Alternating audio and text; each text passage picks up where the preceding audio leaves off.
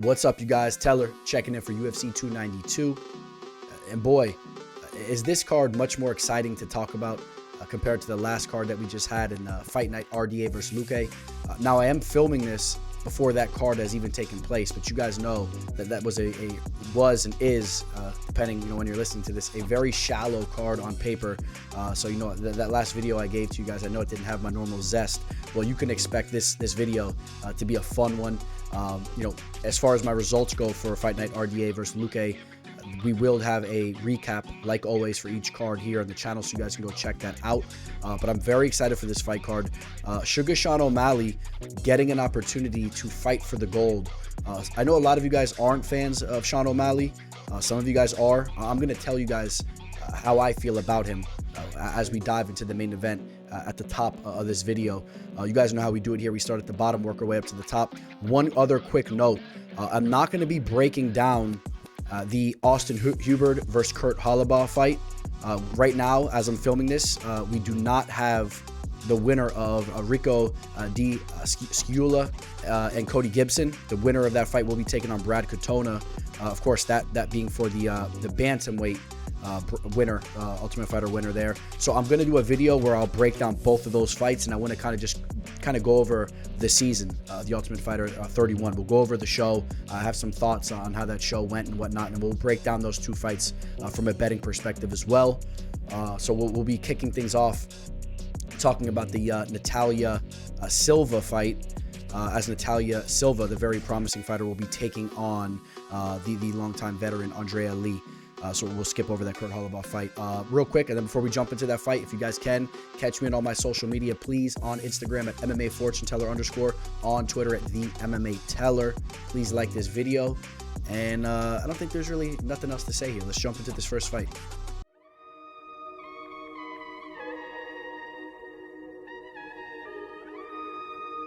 The Teller, the Teller, the Teller.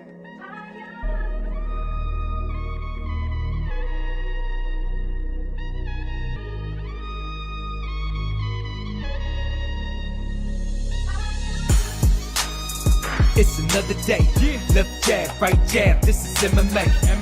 Mixed martial arts, quick body parts, undefeated when I pick 'em. Who the champ, who the victim, looking in my crystal ball, I predict the winner.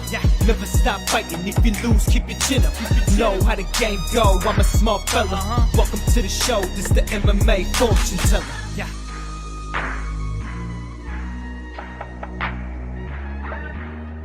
The MMA Fortune Teller. The Teller, the Teller, the Teller, the Teller. Natália Silva taking on Andrea Lee, the number 13th ranked flyweight fighter over on the women's side of things. Andrea Lee, 34 years old. There's no doubt she's a true veteran of the game. She's coming off a loss, if you guys remember, to Maycee Barber.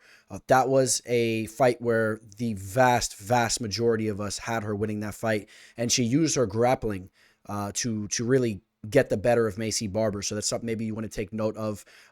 She's a decent Muay Thai striker as well. She's diverse with her attacks, but she's very stiff and upright, and she is vulnerable to be hit as well.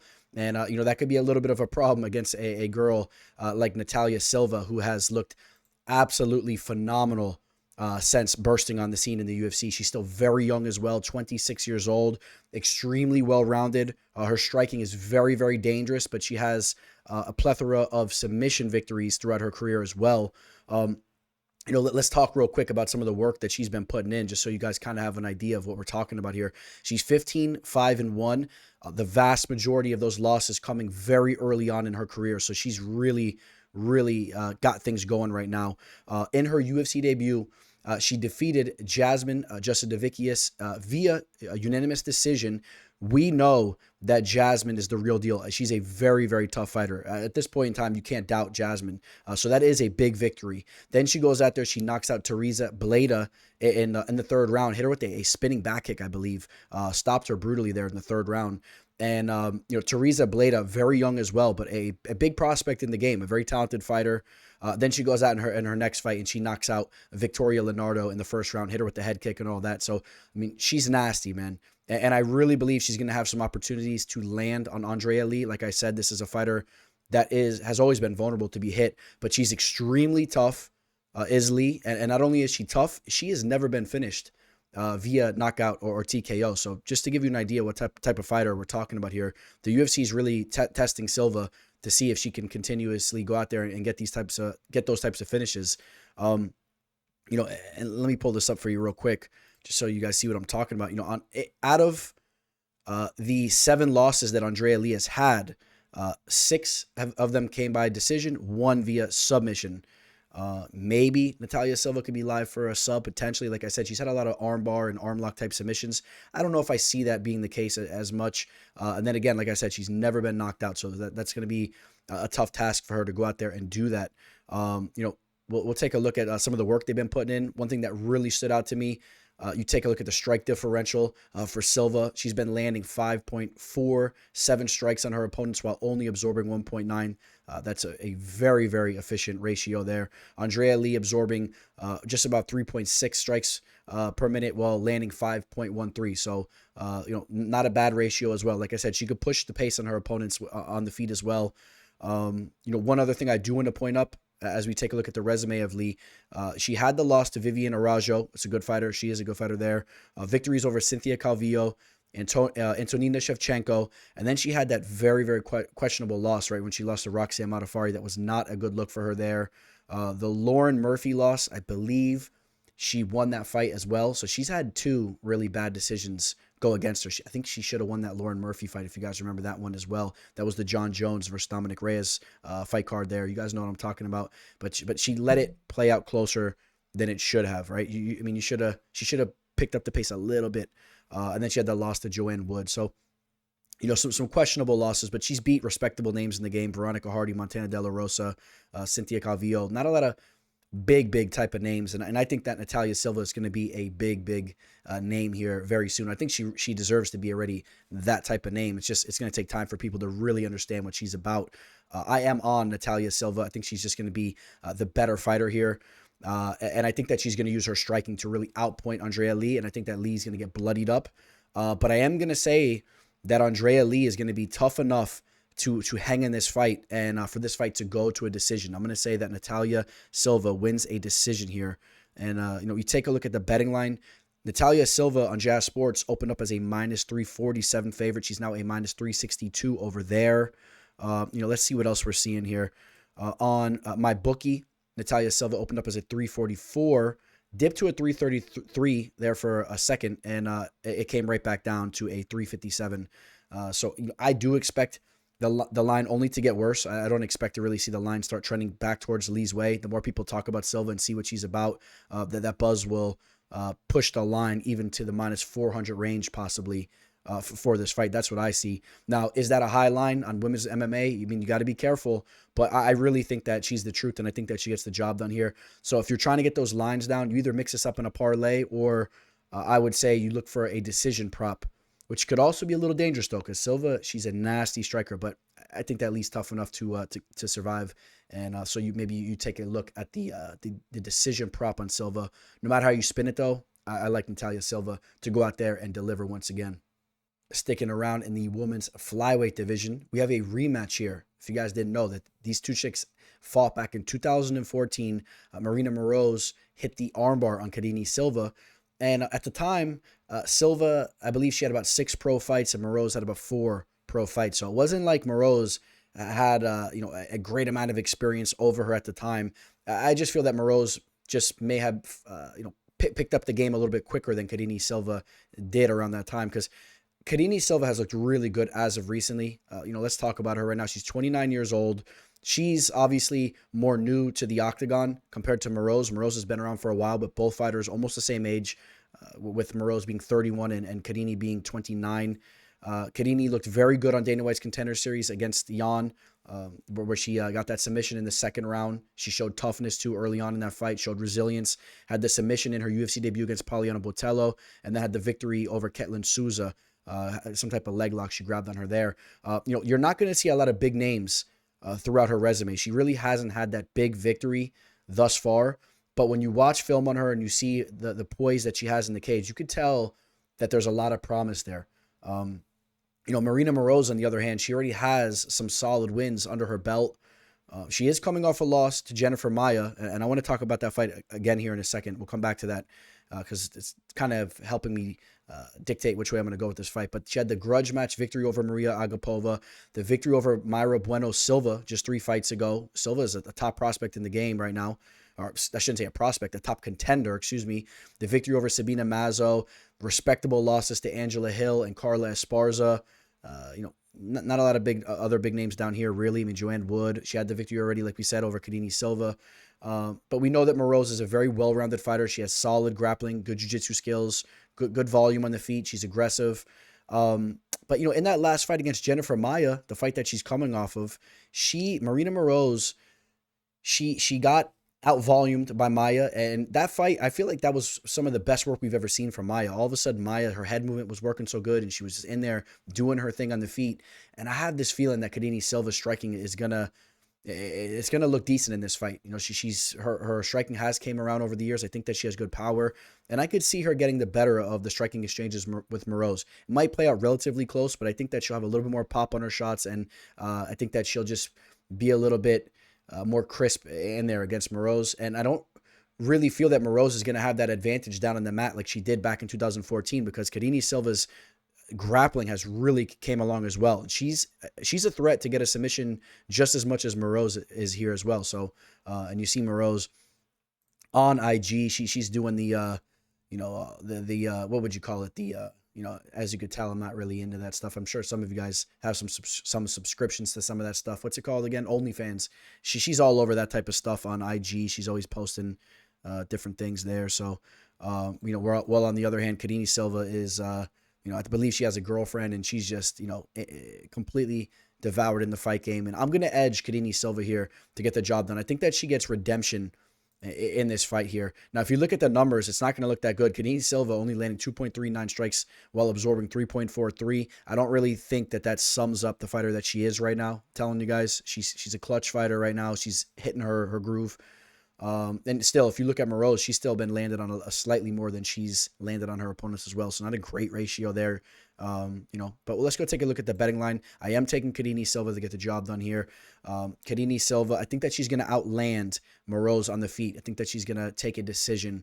Moroz is a polished grappler, and I don't think I'm not favoring Karine Silva pulling off that sub, even though she's pulled off 7 subs out of her 16 victories. And you take a look at Moroz's losses. She's never been knocked out and never been submitted. She's a very durable fighter. So, yes, once again, I am going with a decision victory for the women's mixed martial artists here in Karine Silva. All right, so 2 decision victories in those 2 female fights. Give me Karine Silva to win a decision. And it might play out relatively close. Maybe you see a split. Maybe Silva just solidifies those 2 rounds also. But I like her no matter how you spin it there. Karine Silva opened as a -161, and we see action going her way. She's now a -172 on Jazz Sports. And let's take a look at one more line here. We'll take a look at my bookie. Very, very similar. Open as a -161. She's now a -172. So it seems the line's trending that way. I think that line will stabilize. I think we'll see Karine Silva just being right around that -175. You might even see it kind of freeze up and dip slightly back, just right around that -175. I don't expect that line to get out of hand. People will respect Moroz as well. Do I see value on that line? Not necessarily. I'm not really crazy about paying that tag on it. I think that Moroz is still a talented fighter, and like I said, it could potentially play out to be a split type of decision fight. So I'm not really crazy with the line. I'll say more value on the Moroz line if she shows up and she's disciplined and fully motivated for the fight here. We got a fun one here. Stylistically, this is going to be a clash. Gregory Rodrigues is always willing to go to war, and you could say the same thing about Denis Tiuliulin. Gregory Rodrigues, of course, the more refined and more polished fighter. He is a better fighter, right, on paper. But you guys know how this goes. This is the fight game. And there is one little chink in Gregory Rodrigues' armor, and that is his chin at times, right? We saw him get knocked out on his first stint on Dana White's Contender Series against Jordan Williams, a fighter that was much undersized in there against him, the diabetic fighter there. Gregory Rodrigues was a little bit overconfident and ran into a big shot, and we saw him get finished there. We've also seen him get finished as of recently, right? He just got, here, let's take a look. I mean, he took a couple losses as of recently. Just got knocked out against a very, very hard-hitting Bruno Ferreira. And then he also had a decision loss against Arman Petrosian. But in between those losses, he had 2 knockout victories against Julian Marquez and Chidi Njokuani. And we know Marquez is a tough fighter. He has a solid chin. So do understand that Rodrigues has some serious power. Just as much as you might see him get cracked and get knocked out by some of the top talent in this division, he can go out there and he can knock them out. All right, it's that type of situation when Gregory Rodrigues is in there. I think that Gregory Rodrigues, I think that he's probably, I have a feeling that he's probably gone to war in the gym for many years. And, he's one of those types of fighters, as of recently, or for years now, he's been training over at Team Killcliff, formerly known as Sanford MMA, putting in a lot of work with guys like Marc-Andre Barriot and a bunch of high-level fighters. But I think that he's gone to war for many years, and I think that you take a look at the 2 knockout losses that he's already taken, and there's always a possibility that he can be knocked out. I think that he is one of those types of fighters. And obviously, anybody can get knocked out, but there's a little bit of a higher risk just with his style and how much he's willing to go out there on his shield, how he's looking to get his own knockout. He's vulnerable at times. That could be a little bit of a problem here, okay? Because Denis Tiuliulin is a fighter that has power. He has 9 knockout victories out of his 11 wins, okay? I mean, this is a guy that he gets the vast majority of his victories going out there and knocking dudes out. Just knocked out Jamie Pickett 2 fights ago. You take a look at some of the losses he took too, right? Against Aliskab Kizriev and against Ikram Aliskerov, who we know is a very talented fighter too. He's a little bit battle-tested. Took a lot of losses early on in his career, but I definitely believe he's, obviously, it's a kind of a dumb statement, but it's very true in his case. He's a much better fighter right now than he was in the past. I think this is a fighter that has accelerated and excelled his overall skill level. I believe he's been training at Extreme Couture, I believe. I believe he's put in work with Sean Strickland and those types of guys over there in Vegas, so he's completely devoted to the fight game. 35 years old. He's a mature fighter. Listen, I like Gregory Rodrigues to get the job done here. And, real quick, you take a look also at the 7 losses Denis Tiuliulin has had, only 1 knockout loss. He is a durable and tough fighter. I think that we might be seeing a knockout right here for Gregory Rodrigues. I know there's only been 1 knockout for Denis Tiuliulin in his losses. I think we're gonna see 2 here. There is a possibility that he's tough enough to survive in there.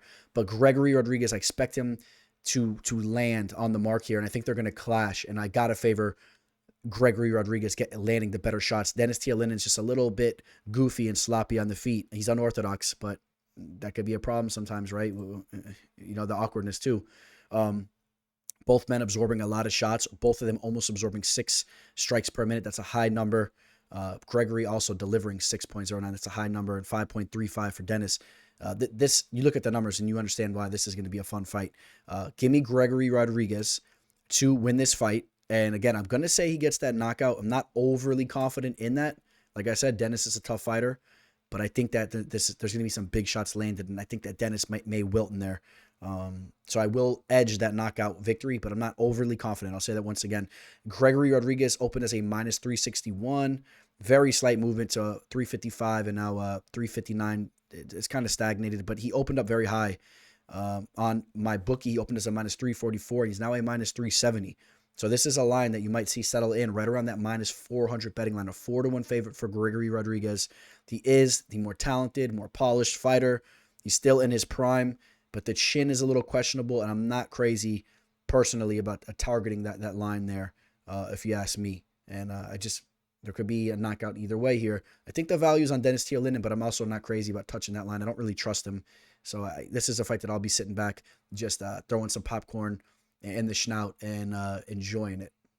We have the return of one of the greatest middleweight fighters of all time. In my opinion, there's no question when you talk about the UFC middleweight division, as far as the Mount Rushmore goes, Chris Weidman's on that Mount Rushmore. You got Israel Adesanya, Anderson Silva, Chris Weidman, and then those 3 for sure. And then, I'm kind of just throwing this out there right now. I didn't put extensive research right now. I'm just kind of going off the top. So excuse me if I'm wrong on this, but I might throw a Rich Franklin on there. How about that? All right. And I could be wrong on that Franklin one. I would have to kind of dive in to the middleweight division over the years some more. But I know that Weidman, Izzy, and Anderson Silva are definitely on it. All right. Tell me if I'm wrong. Comment below. And of course, for those of you guys that are not the most intelligent, Mount Rushmore consists of 4 men.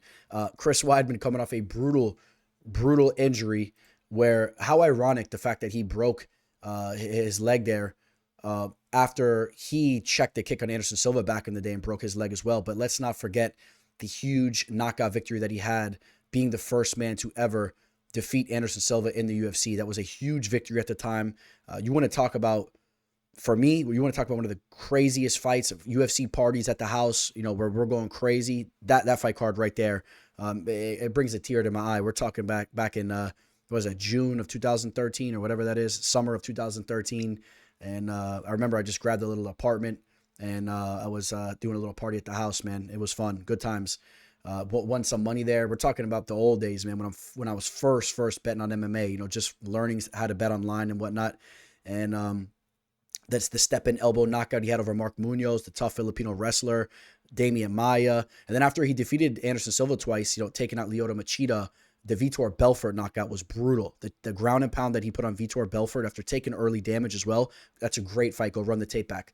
But ever since that victory there, when he made that mistake against Luke Rockhold, throwing that spinning attack and had his back taken, it's been a tough road for Weidman.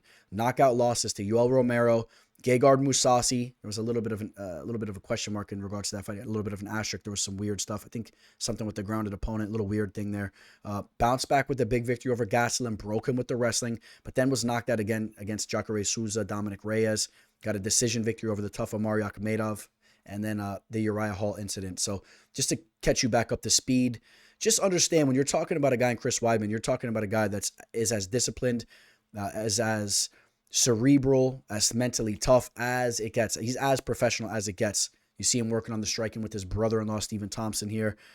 He has big power, and he's taken on a guy who's really hasn't been looking as good these days. Brad Tavares is a good fighter. He's 35 years old. I think he still has a little bit left to give. Coming off the knockout loss to Bruno Silva, lost to Dricus du Plessis. That loss doesn't look as bad these days. I think he had a split decision victory over Omari Akhmedov, a split decision victory. Whereas Weidman went out there, got the unanimous decision. Losses to Edmund Shabazian, Israel Adesanya, those don't look as bad. The Israel definitely doesn't. But Brad Tavares has definitely looked to have been a little bit less motivated these days in the cage. I know he will be motivated for a test and a fight like this against a legend. And Chris Weidman's 39 years old. Definitely have to bring that up as well. And Weidman will have a 4-inch reach advantage. He's an inch taller, but he's 39 years old. Do I have the balls here to side with the OG and Chris Weidman? I do, and I'll tell you why.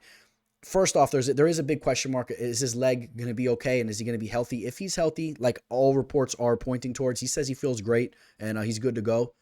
I think that he's just a better fighter. And you add those 4 years on top, I still think if he's good to go, I think that he's been training properly, and I think that he'll be ready to go. And I like the wrestling ability that he has in his back pocket, as this probably will be a grueling fight. I could see these guys hanging on each other in the clinch a lot. I think Weidman will be pressing that more so. I think Weidman's going to hang on him, make this an ugly fight. I think the crowd is all going to be backing Chris Weidman here, which could help sway the judges in a close fight.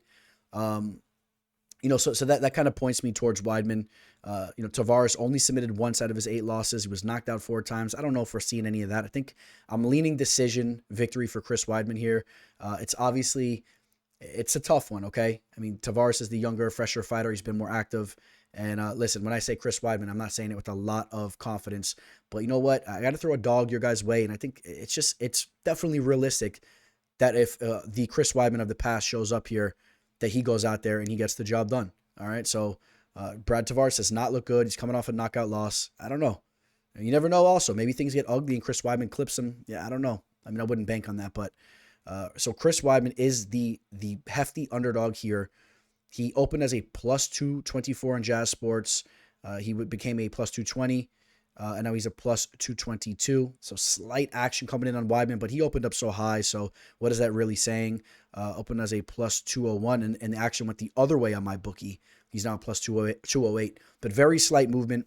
I expect the line to kind of stay somewhat around that. I don't think people are going to have a lot of faith in Weidman. I don't know. Maybe they do. Maybe some people are taking some early losses and they're chasing and they're looking for a big dog play. And they know that Weidman, if he's good to go and if he could look anything similar to what he did in the past, he's the better fighter than Tavares. But the age, I would caution you guys to be wary there, siding him or putting any type of money on him. This is another fight I would recommend you sit back. If you're a Weidman fan, you sit back and you hope that he can get his hand raised one more time in the octagon. If you're a Weidman hater, maybe some of you guys are some Anderson Silva fans and you still are upset for what he did to him back in the day, I really would still caution you to target Brad Tavares at a -280 line. I would caution you guys to target. It's almost a 3-1 favorite. I mean, Brad Tavares hasn't looked that good. He lets a lot of his fights play out very closely as well. So, I mean, I don't know. I would stay away from that line as well. Hey, guys, if you could do me a favor real quick, go give me a follow on IG. I've been struggling to hit that 10K mark. I'm at 8,266. It'd mean a lot to me if you guys can go over there and follow me if you haven't already. And then, real quick, I'll let you guys know if you're looking to work with me for my official plays for this card, this is going to be a huge card for me. I'm telling you guys right now, I'm going to have a lot of units out, and I'm targeting a variety of plays here. So if you want to work with me, shoot me a message. I'll get you my pricing. Some fun middleweight action taking place here. Gerald Meerschaert taking on Andrea Petroski. Gerald Meerschaert, for those of you guys that don't want to give him the credit he deserves, he is ranked number 6 for the most submission victories in the UFC. All right, that's a big achievement, man. He's there at 9, just under Nate Diaz, Royce Gracie, Jim Miller, Damian Maia, Charles Oliveira. You got Frank Mir under him, Gunnar Nelson under him. I mean, you're talking about the cream of the crop, right? I mean, his name is in that conversation with those guys. We know he's extremely tough, and if he's able to drag his fights into the deep waters late in fights, he tends to have success, man, digging deep. He's a guy that's very mentally tough. His striking is decent. Like I said, especially later in fights, though. Early on, he's very vulnerable to being hit with big shots. We saw that in the Khamzat Chimaev fight. We've seen that other times as well. We could run through that real quick. I mean, he is coming off of a knockout. Excuse me. No. Yeah, he is coming off a first-round knockout loss against Joseph Pyfer, and then lost against him in a grappling match as well. But knocked out in the first round by Pyfer. Once again, knocked out in the first round. Knocked out by Khamzat Chimaev in the first round. Knocked out in the first round against Ian Heinisch. So that's something that you definitely want to take note of. Was finished by Jack Hermanson via submission in the first round. But he's been vulnerable early on in his fights. He's a slow starter. Takes a while for the train to get chugging along. And I think that Andrea Petroski does have the type of power where you can see an early knockout in this fight. Petroski is extremely explosive. Petroski is a very well-rounded fighter. We know he has that wrestling background, but we've also seen the power translating into his hands in the cage as well. He's a powerful guy, and I would not be shocked, to say the least, if he lands a big shot early in this fight and we see a first-round knockout. Okay, so maybe you're looking at the prop line on that. For those of you guys that like those high lines, those prop type of bets, maybe you target that, a first-round finish for Petroski. But Petroski also has sub skills too, so maybe just a general first round finish. Maybe he hurts Meerschaert, wraps him up in a choke. Gerald Meerschaert, you see him putting in work over here at Rufus Sports. He was at Rufus for a long time, but over the last couple of years, he's been training over at Team Killcliff, formerly known as Sanford MMA. So he's been getting in work with great fighters, and he's been working on his striking with Henry Hooft and all that. But I just feel that Gerald Meerschaert at 35 years old, we're never going to see his striking really sharpen up that much. It's not going to change to the level where it's something it's really dangerous early on, or I don't even think that his defense will sharpen up enough where we still won't be mentioning him as a guy that we could see get knocked out early in his fights. So if you're going for Meerschaert here, you want to see him dig deep and try to get this fight to go to the late rounds, where we have seen Andrea Petroski wilt before. If you want to be honest about it, or you take a look at his 2 losses, lost to Aaron Jeffrey late in the second round, at the end of the second round, over in LFA. We know Aaron Jeffrey's a stud. He should be in the octagon. I think he's fighting over in Bellator these days. The UFC should have signed him. They slipped there.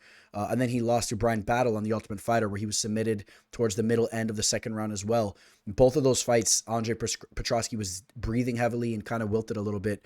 But since then, he's been an absolute tear. I have a feeling that he's a little bit more polished up when fights go later nowadays. I think he's worked on his cardio, his conditioning. Of course, the experience helps that as well. When you're going to a decision with guys like, in his last fight, just went to a decision with Wellington Turman. Not that the name is a big name, but just going to a decision there, going 3 rounds in the octagon. I think that's definitely good for him.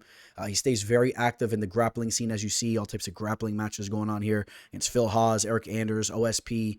And it's good. He's getting W's out there too as well. So only 10 pro fights, but this is a guy that's very active in mixed martial arts. And I'm taking Andrea Petroski to win this fight. And I think there's some real potential that we see an early finish here. And you know what? I'll say give me Andre Petroski within the first 2 rounds. I'm not going to say whether it's a knockout or sub. I mean, I'll lean more towards knockout, maybe a TKO. But I think that you might just see Meerschaert hurt and finished up in one way or another. If this fight goes to the 3rd round, you're going to want to be a lot more cautious, especially if you're targeting like a live line or something like that. Just be cautious because Gerald Meerschaert will be the fighter that will be picking up steam. Maybe you want to look at him if you're targeting those live lines, maybe towards the middle of the 2nd round, see how things are going. Because if he starts to get some momentum, he may take over this fight. But I'll side with Andre Petroski here. Gerald Meerschaert will have that 4.5-inch reach advantage as he's chugging along. If he can start pumping the jab and walking Andre down. But Andre's explosive. He checks off a lot of boxes. And I got to side with Petroski here. And Petroski always shows me love, too. Follows me on IG, likes my posts. I've chatted it up with him a little bit before on IG. He's a good dude, the king of the river rats. And opened up as a -294 on my bookie. And went to a -285, went back to a -294 on my bookie. So it settles in right now where it opened up. But there's a lot of time for this line to change up. On Jazz Sports, he opened as a -294, then it went to a -289. That's really what I would expect. I would expect action to come in on Meerschaert here. I would expect Petroski maybe to settle in like a -250. So I think that if you're wanting Petroski, I think you could wait on that line, and I think it could get better. And if you're Meerschaert, if you like him here, I think that you want to jump on those dog odds as soon as you can. That's kind of how I see this going here. And you see on Jazz Sports, he's now a -227. But we'll monitor the line there. And that should be a fun one. And keep an eye on Meerschaert late in this fight if he can get it there. Garry finds a new opponent. He was initially supposed to be taking on Hands of Steel, Jeff Neal. That was a fight that I was much more anticipating than the Neil Magny fight. I'll tell you guys why in a second here. But Neil Magny, still got to put respect on his name, the number 11th ranked welterweight fighter. He's 36 years old. And I would argue that he's looked like he's slowed down a little bit as of recently. Garry, what a stud, 25 years old, a phenomenal striker, getting in work with Phil Rowe. I had a little bit of a run-in with Garry and IG, and I would like to clarify kind of, what went down, if Ian, if you're listening, I thought, and I apologize for misunderstanding the situation, but, he changed his name to Ian Machado Garry so his 2 sons could have that connecting name because his other stepson had the last name Machado. So when I heard that, I was assuming that stepson obviously had the last name of his father, Machado. So I thought that he was kind of changing his name to the baby daddy of his new wife, which, that's not really something, I don't know. I don't want to go too much into that, but I was diagnosed with alpha syndrome from a young age. So, that's not something I could really relate to that much. For those of you guys that have alpha syndrome out there, you guys know how it is. It's just, we're cut a little bit different. Cut from a different cloth. But, but I do apologize because that actually wasn't exactly what the situation was. He actually changed his last name to his wife's last name. I guess so the kid had the wife's last name, which is also something, people with alpha syndrome are not really prone to do. So obviously it was a little strange for me, but, if you guys are into that type of stuff, to each its own, and I don't want to have any grudges with you guys out there. I love you all, but that stuff ain't for me, so, why not change your new kid's name to your last name? How about his connecting name is Garry if you're taking care of the kid? But I'll digress. Garry is a phenomenal fighter. Again, he seems to have some distractions with his girl. If you see him online, his girl's all up in his stuff. She's like one of those types of girls, but let me focus on this fight because I don't think you guys want to hear my opinion on all those types of things. But, I don't know if he has any distractions going on there because in the cage, he has been looking good. He's been looking really, really good. Went out there, just knocked out Daniel Rodrigues, knocked out Song Kenan, got a victory over Gabriel Green, the very underrated and tough Gabriel Green, Darian Weeks, knocked out Jordan Williams. He's had some layup fights cruising through the early part of his UFC career.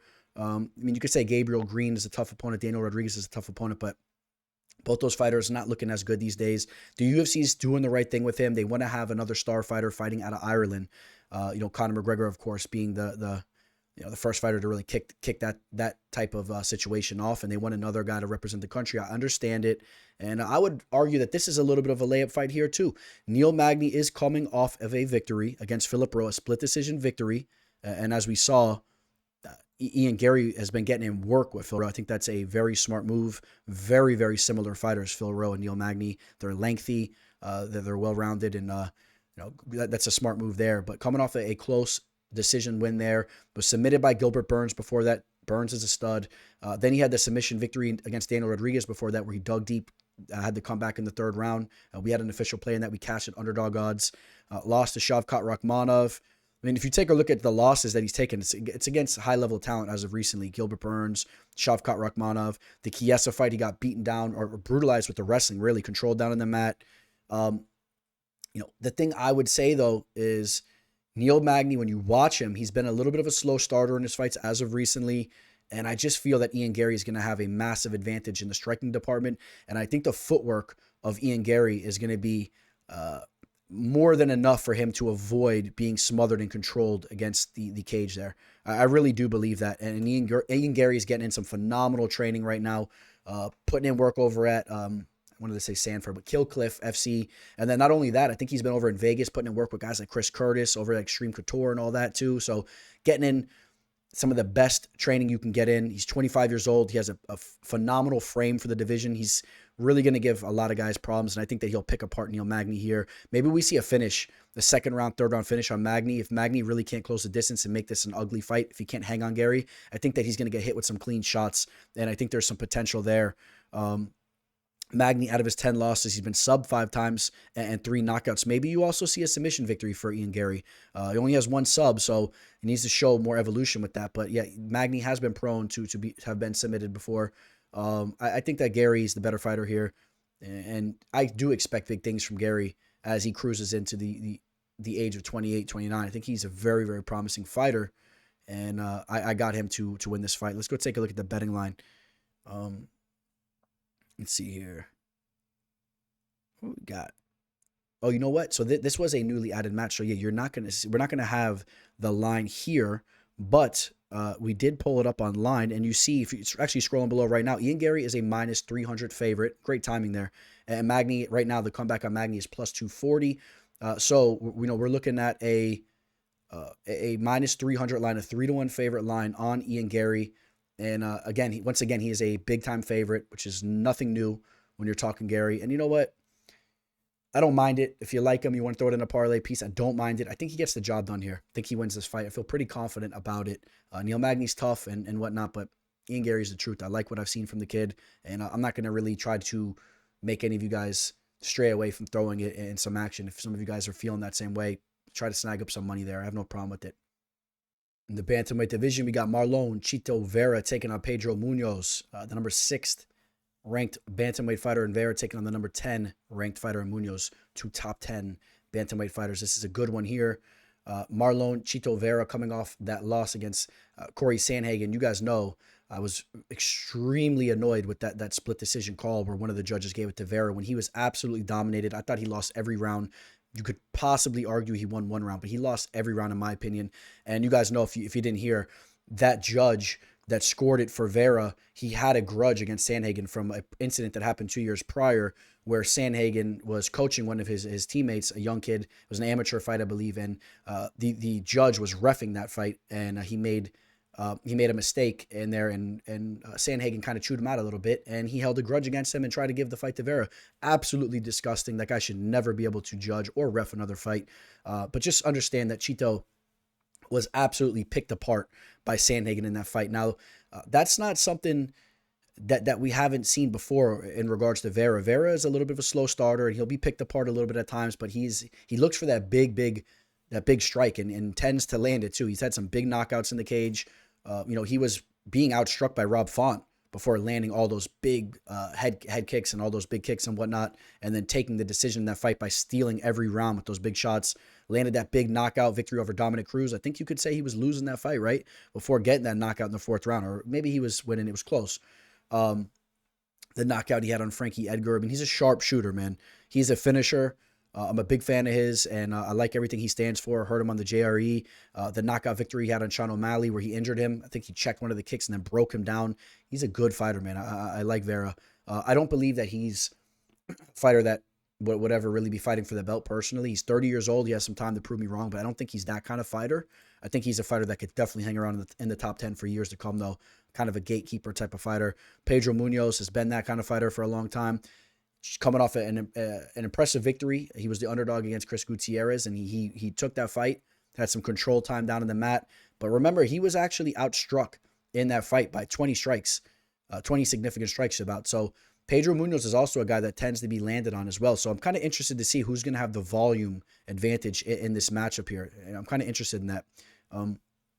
Both guys absorbing a lot of shots too.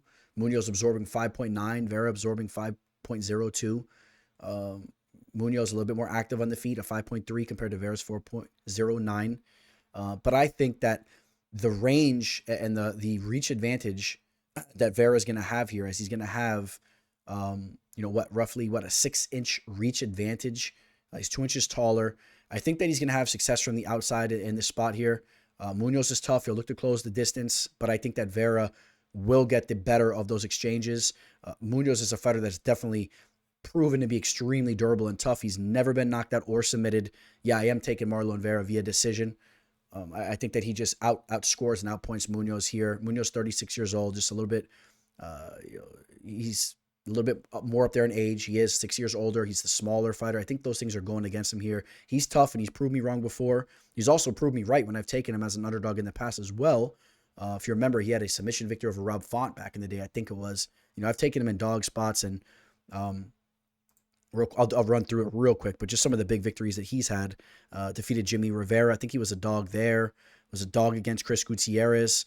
The Cody Garbrandt fight, that was Cody way past his prime with the chin issues. But, the submission, he caught Rob Font in. He has a nasty guillotine.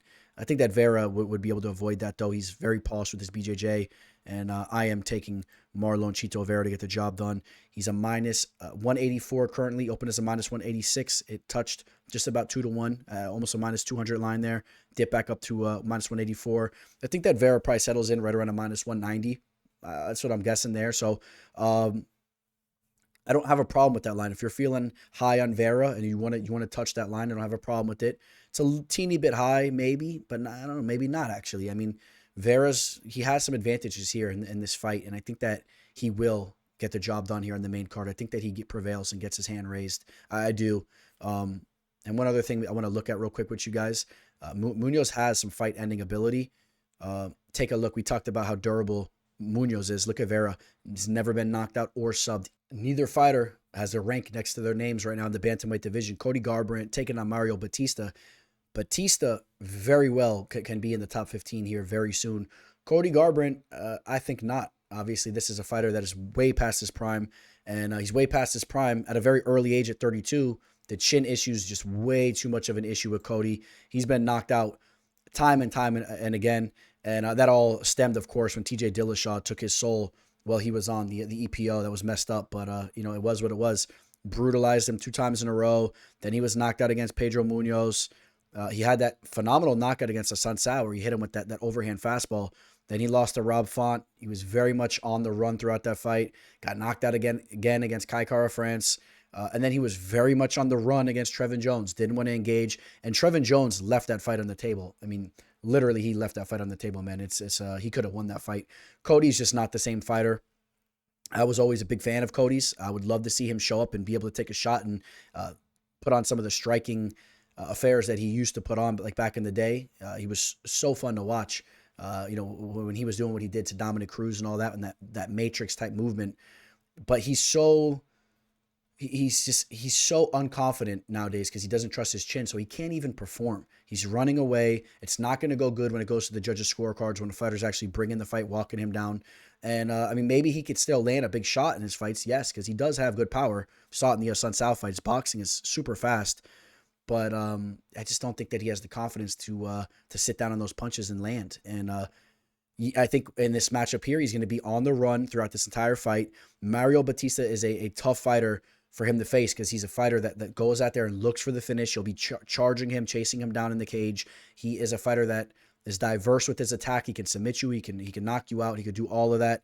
And Bautista is a fighter that is just much more in his prime right now, 30 years old. And Bautista, just submitted Guido Canetti, submitted Benito Lopez, submitted my ex-nemesis Brian Kelleher, had the victory over Jay Perrin, beat him down in that fight. He did get knocked out against Trevin Jones, got caught with the big shot there. Trevin Jones has power, though. Knocked out Miles Johns before that. I think he had him with a flying knee and all that. Took out Jin Soo Sun. If you guys remember, Jin Soo Sun had a very fun fight against Petr Yan in Petr Yan's debut. I think it was a very tough fighter there. Had the submission loss to Corey Sandhagen, one of the best fighters in the division. Just understand that Mario Bautista is a phenomenal fighter. I believe he's fighting out of Arizona, maybe fighting out of the lab, or I think he's fighting out of the lab or one of those gyms over there in Arizona. Phenomenal fighter, and he's going to be a problem for Cody here. Bautista's going to have almost a 7-inch reach advantage here. He's an inch taller. He's just a longer fighter. He's dangerous, and I don't trust Cody Garbrandt's chin. I'm going to say Mario Bautista gets him out of here. I'm going to say we see another knockout here. You take a look. Mario only has 3 knockout victories, but you know what? He's aggressive, and I don't know. I don't know if Cody could hold up for 15 minutes. So I am going to be taking Mario Bautista to get the job done. Let's take a look at what kind of line we're talking about here. Mario Bautista is on my bookie. He's currently a minus 333, opened as a 344. It was a 357 there for a brief moment in time. It's a high line. People still respect Cody's name and whatnot, but I don't know. I would caution you to target any type of underdog value on Cody if you think it's there. I just don't believe in it.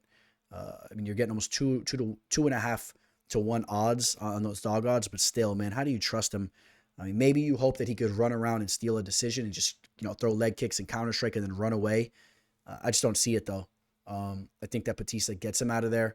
And it's somewhat of a high line, so maybe check out the prop lines on the finish. Maybe a knockout prop won't be that bad because Bautista hasn't had a lot of knockouts. Check the finish props and all that. If you can get a nice juicy line there, maybe that's what you want to be looking at. Just do not have faith in Cody surviving. Weili Zhang makes her return, taking on the very dangerous Amanda Lemos. One of the better boxers that we've seen in all of women's mixed martial arts in some time. Amanda Lemos, a little bit one-dimensional, I guess you could argue. I think that she really strives with her boxing and her striking. She has some heavy hands. Weili Zhang is obviously a much more well-rounded fighter here.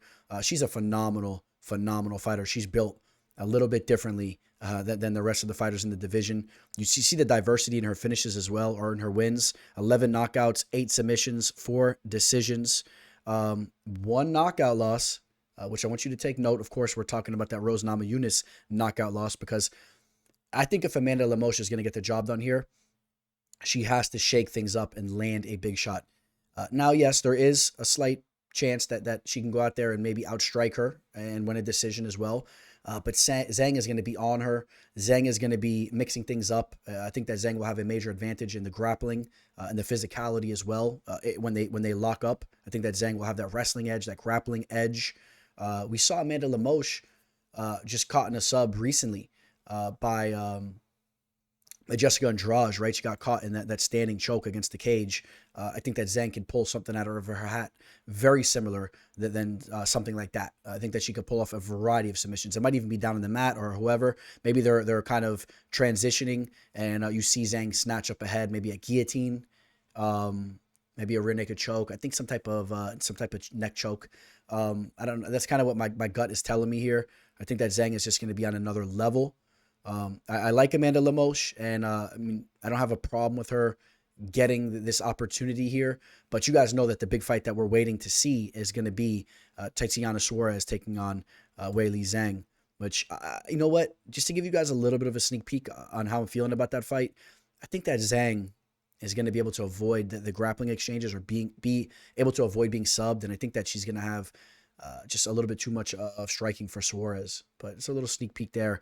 Zhang is just so good, man. She just knocked out, we're talking about Lemos here. She just knocked out Maryna Rodrigues. That's a big win. She submitted Michelle Waterson. We talked about the submission loss to Jessica Andrade. Defeated Angela Hill and Montserrat Conejo, which I don't know, that's not Montserrat Ruiz anymore. I don't know why that. Maybe she got married. Lavanya Souza. You know, a lot of small names here in the game. Nothing really going on here. She also got finished by standing elbows against Leslie Smith. Remember, she got cracked up in the clinch there. Victories over Miranda Granger. Not a lot of big victories. The Angela Hill one was a good name. Close fight. Michelle Waterson, and then Maryna Rodrigues is a dangerous striker, but not an extensive resume to say that she's going to go out there and take out a girl like Zhang. I mean, Zhang, on the other hand, Zhang is just an absolute stud. Check this out. Just submitted Carla Esparza. Remember, I'm leaning submission for her here too. Coming off that submission victory, knocked out Joanna Jędrzejczyk in the rematch. She lost to Rose Namajunas 2 times. She lost via decision in the first one, or excuse me, in the second one. But the knockout loss, that's the one I wanted to talk to you guys about here. And that knockout loss against Rose, she was caught early with the big shot. I think that Lemos has to do something similar to what we saw from Rose in that fight. She has to hit her with a big shot, catch her off guard, set that up somehow, and get the victory there. Victory over Joanna Jędrzejczyk in an absolute war before that. She knocked out Jessica Andrade. Before that, a decision victory over Tisha Torres, Jessica Aguilar. I mean, just a lot of respectable names. And if you know what you're watching and what you're seeing from her, she is just, she's looking so damn good, man. She's so physically strong and so technical and so disciplined. I definitely have Weili Zhang getting the job done here. Let's go take a look at what kind of line we're talking about on Weili Zhang. Weili Zhang, we'll check my bookie real quick. She's currently at 344. She opened up as a minus 357. So action coming in on Lemos. If you're targeting Zhang, maybe you sit down on this line and hope that you can catch Zhang somewhere around that 320, 330 and down. I think there's plenty of value there. I think that Zhang's going to get the job done. She's just a better fighter. And let's see what else is available. On Jazz Sports, she's a minus 307 if you can get on Jazz Sports, or minus 300 at one point in time. Now at 307, opened up as a minus 344. So again, we're seeing the line going the other way against Zhang. She opened up as a minus 325, was a 350 at one time, back to a 325 on Bovada. So I know some of you guys may feel that that's a little bit of a high line on a women's mixed martial arts fight, but Zhang is cut from a different cloth. She's a different animal. And also keep an eye on that submission prop if you want to drop the odds down like that too. I think she pulls off a sub here. You guys, I have a special offer for you guys. For those of you guys that are looking to sign up for a new sports book, if you sign up through my referral link, reach out to me through email, Instagram, or Twitter. I got it all scrolling below. If you guys reach out to me, sign up through my referral link, you're going to get an added bonus to your account. Okay, I'm going to give you 2 cards for my official plays. You get all my official plays for this fight card here, and then any other one you want. And then I'm also going to give you $20 via Venmo. If you guys have Venmo, I'm going to send you $20 via Venmo if you guys have that. If you sign up through my referral link, that's a great offer. There's no question about it. It's a great offer. And Bovada.lv is definitely the best sportsbook out there, in my opinion, as far as just the way it's set up aesthetically, the customer service, everything is just dope about Bovada.lv. It's what I use. So if you guys are interested in that, reach out to me. Here we go. The bantamweight champion of the world is on the line here. Aljamain Sterling taking on Sean O'Malley. This is a very fun fight. Do you think Sean O'Malley is deserving of this title shot? I think that this is a fight that was deserving to have been made. Merab Dvalishvili didn't want to fight his boy. He was the next guy in line. Corey Sandhagen now just had that victory, so I mean he's next up. But in the meantime, Sean O'Malley, I think, was deserving of this fight here. You know, I rewatched that Petr Yan fight multiple times since it's happened. I think that fight actually played out a lot closer than a lot of you thought. Including myself. When I first saw it, I was drinking at a party and I saw Jan, have some control time and pressuring, and I thought that he should have definitely won the fight. Sean O'Malley, he landed some shots and he had some success stuffing some takedowns and whatnot, and he was looking to land his damage. And I don't think it was as bad of a decision as some of you guys thought. I still think that Petr Yan won that fight, but it was close. And I liked what I saw from Sean O'Malley in there. It just, as far as you see a little bit of evolution in his game with his takedown defense and grappling, which is going to be paramount in a matchup like this against Aljamain Sterling. Sean O'Malley, in my opinion, is going to have a clear advantage on the feet. Sterling has came a long way with his striking. He's dangerous there as well. I think that there's both potential for either fighter to land a big shot. Listen, if O'Malley gets overconfident out there, trust me, Sterling can crack as well. We've seen him go to war on the feet and whatnot. But Sean O'Malley has that edge. I do believe that. And if Sean O'Malley can keep this fight standing, he's going to have a lot of success there. He's just too diverse, too rangy, too tricky, and he's going to land some funky shots on Aljamain Sterling. Real quick, let me just tell you how I feel about Sean O'Malley. I brushed shoulders with him once before when I went out for the Khabib-Conor McGregor fight. He came out to the press conference and was just walking around out there, just signing autographs, saying what's up to everybody, taking pictures. Should have snagged a picture with him, but I just kind of gave him a little nod. He was walking around the slot machines right out there in the casino, and he's a fun dude. We talked earlier about have an alpha syndrome, something I was diagnosed with at a very early age. I'm sure a lot of you guys were as well. When you're diagnosed with alpha syndrome, certain things could rub you the wrong way. Like one man getting another man's name or his autograph like tattooed on his body, especially a guy like 6'9", right? I won't go too much into that. I think you guys know clearly how I feel about a guy like 6'9". Let me just bite my tongue there. I'm going to go too much into that. But to get a guy like that, his name tattooed on you, I think that kind of sums up who Sean O'Malley is. Sean O'Malley is a fun dude. He's a goofy dude. He really is. He's a goofy kid. Listen, he could fight. Obviously, he could fight. But I think that he's a little bit like nerdy, but like one of those kids that was like nerdy, but kind of wild at the same time, like became wild at a late age. Like he's a dude that he's so big into smoking pot, but never even smoked pot until he was like in his 20s. I'm a little bit, I don't know. I was a dude, man. I was smoking pot when I was probably earlier than I should have, right? Not even really trying to brag about that, but he's just one of those dudes. He just, he's one of those types of dudes, all right? Dyeing his hair all colorful and all that. But I don't have a problem with him, and I really enjoy watching him fight. And on a serious note, I really enjoy watching him fight as far as his skill level goes. I think that he's changed the game a little bit. He's one of the fighters that has helped change the game with the diversity that he throws in the feet, trying to set up wild strikes and really setting them up in a very cerebral type of way. Wouldn't be shocked here if he lands some type of kick knockout. We remember when Marlon Moroz had that head kick knockout in Aljamain Sterling. Wouldn't be, I believe it was a head kick. It might have been like a knee almost, right? It was like in tight. Wouldn't be shocked if we see Sterling get slept by O'Malley on the feet. O'Malley definitely has that type of ability. Aljamain Sterling obviously will have the edge in the grappling field. I think that Sterling really is going to want to get a hold of O'Malley and try to lock in that body lock, try to set up a rear naked choke, or just really hang on O'Malley. And I think that's going to be his game plan. I think he's going to have a very, very heavy wrestling-oriented game plan. I think he's going to try to close the distance, wear on O'Malley. But that could be a problem because O'Malley has definitely extensively been training his takedown defense, preparing for this fight. And for years, he's known that that's something that he's had to work on. And we saw the evolution in the Petr Yan fight. And the fact that he's been working on that nonstop, if he could use the cage to hold up, he could really take a lot of energy away from Sterling if Sterling's pressuring with the takedowns and not having success. And then you could really see O'Malley start to land some heavy shots and potentially get that knockout. So you know what? I am taking Sugar Sean O'Malley to get the job done here. I think that he rises to the occasion and he snags the gold belt here in the bantamweight division, okay?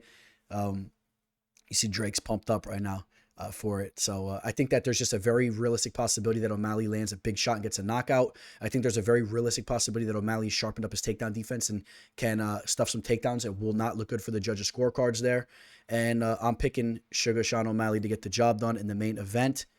He is a plus 212 underdog, went down to a 208, back to a plus 212. I think that you could argue there's some value there. And I will have Sean O'Malley to get the job done, like I said. So I think there's value there. But, if Sterling can use his wrestling to kind of control this fight, obviously it could be a long night and there's potential for an early sub there as well. But I'm not crazy about any of these types of lines next to Sterling's name, obviously. So value on O'Malley, and I'm picking him to become the new bantamweight champion of the world. All right, guys, that wraps up UFC 292. Hopefully you guys are wrapping it up out there as well. Be safe. All right, guys, I'm going to leave you with some parting words. I kind of already touched upon this recently. About 2 weeks ago, I got hit with some crazy vertigo symptoms. It hit me on a Monday morning. It was rough, really, really rough. I went through it for about 2 weeks. I'm just about 100%. It took me almost, 2.5 weeks or whatnot to get through it by the time I'm recording this. Dude, it was tough. I've been through some tough things before, but if any of you guys ever had some serious vertigo symptoms, it will mentally mess with you, man, and you cannot enjoy anything. I was spinning, stepping over my own feet, tripping over. Plus, you get anxiety because you think maybe something's wrong with you. You don't know what the hell's going on. I think I figured out what may have caused it. I was doing some body surfing at the beach. Maybe some crystals got loose in my ear. Maybe some water loose up in my ear. But I didn't really feel anything going on up there, so it was kind of weird too. But it was a weird feeling, man. I felt very, very handicapped. But like I said, I feel better now. And the point of me talking about this is, I'm sure some of you guys have gone through things like this. It's weird, funky things. Do not take your health for granted. All right. If you're feeling good right now, do not take it for granted.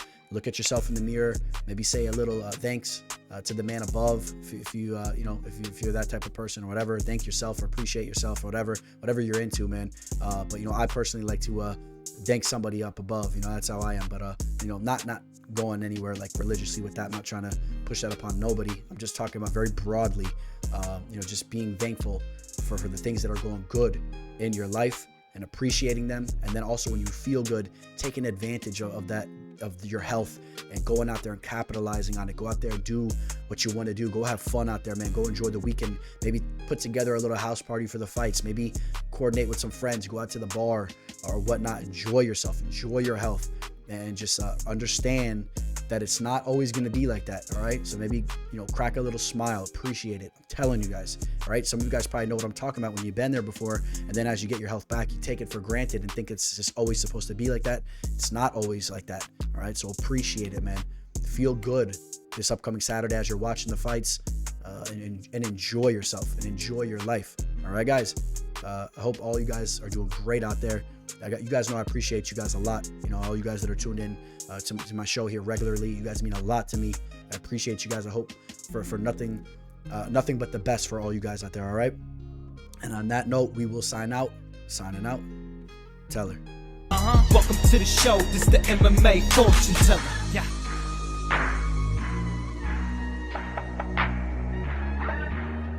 The MMA fortune teller. The teller.